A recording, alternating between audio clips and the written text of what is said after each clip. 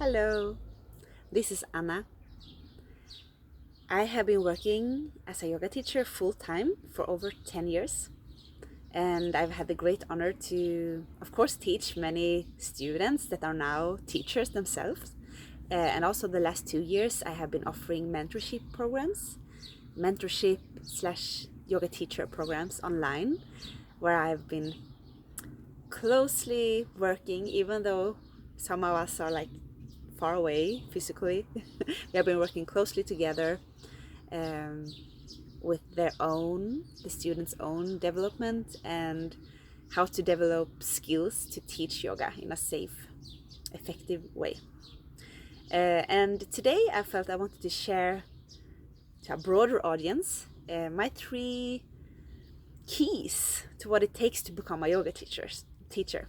This is my three keys for today. Maybe I would need 5 keys tomorrow, but let's go with today. Everything is now right. So the first key is you practice, you get an experience in your own body, the physical body, the emotional body, the mental body, the consciousness of your body, what this practice is all about. And maybe not for everyone, but for many people, eventually you reach a point where you feel you want to share this to the world. You want to share what you have embodied. You want to share this new you and the way you came to understand this yoga practice, because it's different for every single person. So that's the beauty when you get this feeling that you want to share yoga, then you know it's something unique, and because it's unique, it's also needed. So the second tool is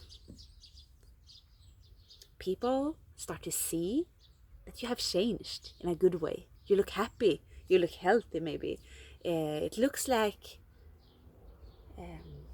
you're vibrating in a new way. I don't know. So people consciously or consciously will notice this and ask you, what is it that you do? And you say, yeah, I did this yoga thing for a couple of years or a couple of months, or for 50 years. I don't know. And they ask you like, okay, can you teach me? Can you come to my workplace and teach me and my colleagues? Or maybe your mom asks you, or your dad, like, oh, can you teach me this yoga thing that you have been doing now? So people start to ask you to teach them. They want to download what you have embodied. They want to have what you seemingly have. And that's them recognizing something inside them that they want to embody too, but it will always be a different thing in their body, different embodiment. So the second key is you get students. Students start to show up. To become a teacher, you need students, right? And of course, you can do a lot of marketing, and you can create a beautiful space and attract a lot of people. I don't say it's wrong, but for you as a teacher to make it the most fulfilling, the more you can get this organic way of attracting students, the better for you in the long run, and the better for the students, because they already feel that you are representing something that they want. So the third key is to start to teach yoga. You need to develop tools on how to teach yoga in a safe, effective way.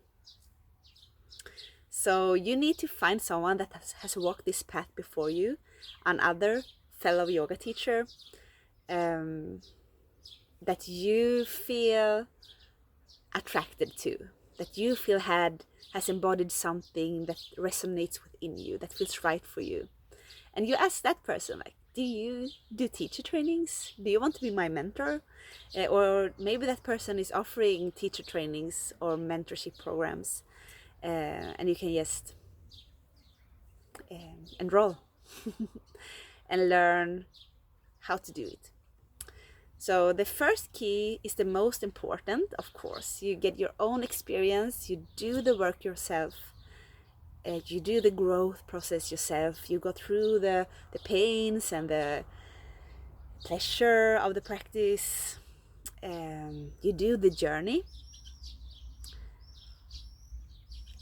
But that's not really enough to then start to teach. You also need the tools.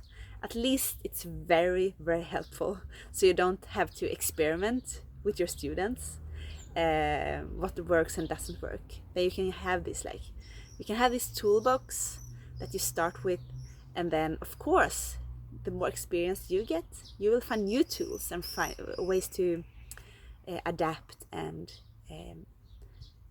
embody yourself as the teacher even more. So those are my 3 keys. And people often ask me, like, how long should I have been practicing yoga before I start to teach? I put no judgment in that. Like, when you feel a true inspiration to start to teach, and people asks you, you have someone that wants your teaching, that's great. You will always change and grow, and your teaching, if you start to teach yoga really early, I did start to teach yoga really early on. I had been practicing yoga maybe only for a couple of years.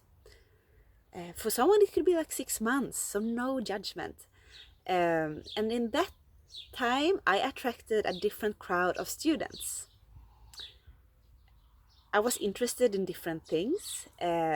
My teaching was more about the physical aspect of yoga, and many people likes that. Many people really liked what I teach back then. What I teach now is much different. It's much more energetic, less defined, and that attracts a totally different crowd of people, different students. So you will, as long as you don't force your teachings onto someone or use hierarchies or manipulation to teach your students, if you do it from a place of love and desire to teach, it's safe. And communication and a couple of good tools. And if you wish to get those tools from me, I offer my online mentorship programs.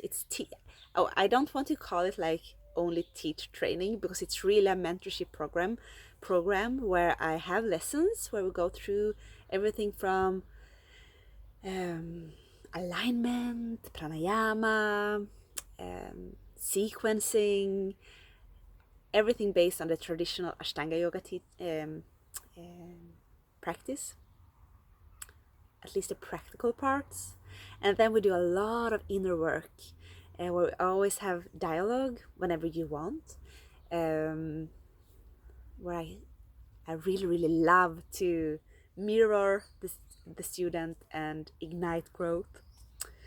So if you feel that it resonates with you, go to my website, check it out. I have new online courses starting approximately every 6 months. Yeah, thank you for listening. Bye.